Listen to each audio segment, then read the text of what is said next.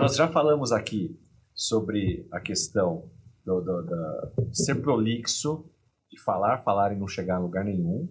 Também do cuidado com tom de voz, velocidade, vícios de linguagem, né, que são todos fatores super importantes numa comunicação.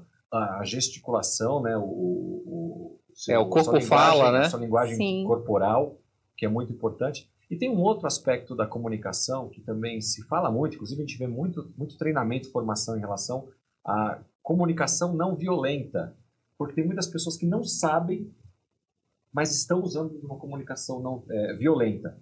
Eu tenho a oportunidade de falar inglês e espanhol, além do português.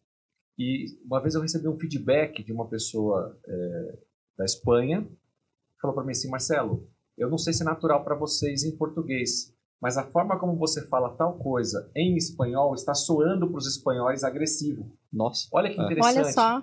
E que eu estava simplesmente fazendo talvez ali uma transcrição do português para o espanhol. Mas até numa mudança de idioma isso pode acontecer. E eu não estava sendo violento na minha mente, mas a palavra talvez que eu estava usando não era mais adequada. Trazendo para o nosso português, para o nosso dia a dia. Tem pessoas que às vezes são violentas sem querer ser violentas. Né? Mas às vezes é no tom de voz ou na agressividade até do gesto, né? Parece que tá. Essa expansão, e aí talvez os italianos, os latinos... Os italianos.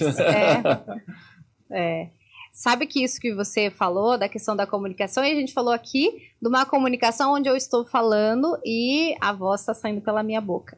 Mas o maior problema da comunicação não violenta dentro das empresas está aqui, ó, no WhatsApp.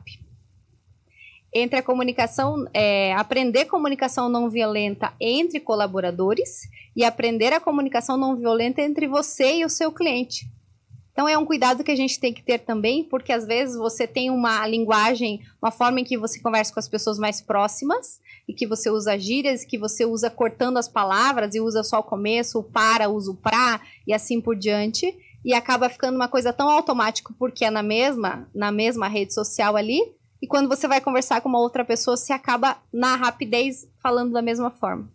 E esse é um cuidado muito grande, as empresas estão passando muito por isso, essa dificuldade para vocês verem, que é uma coisa tão simples e trazendo aqui para a prática, é uma coisa tão simples, só que às vezes você acaba ou deixando de ter uma oportunidade, ou às vezes criando, porque às vezes você se impõe de uma forma que se você cuidar com a forma que você escreve, que você fala, e falando, né, na nossa voz, é a voz do WhatsApp. A mesma coisa, o áudio que você grava, para vocês verem como é um cuidado muito grande que a gente tem que ter, que existem inúmeros livros falando sobre comunicação não violenta, mas na prática, o que é simples de fazer? É só cuidar com o jeito que você fala, o jeito que você começa uma conversa e o jeito que termina, porque o WhatsApp o tempo todo a conversa acontece.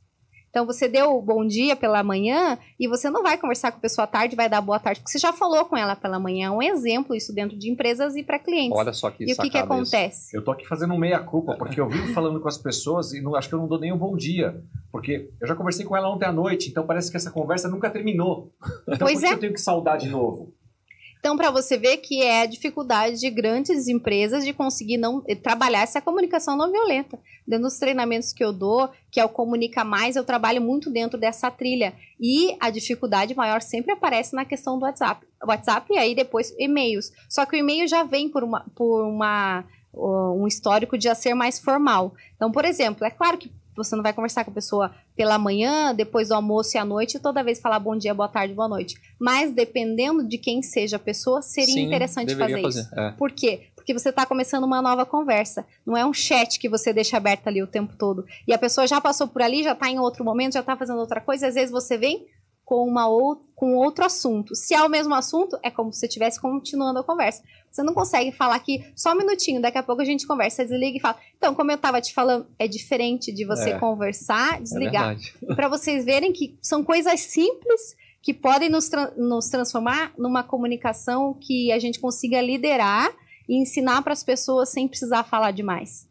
E as pessoas às vezes querem buscar coisas, nossa, porque eu preciso ser um excelente uma ferramenta, porque eu preciso. E não é. É no menos é mais. É no dia a dia que você consegue pegar isso.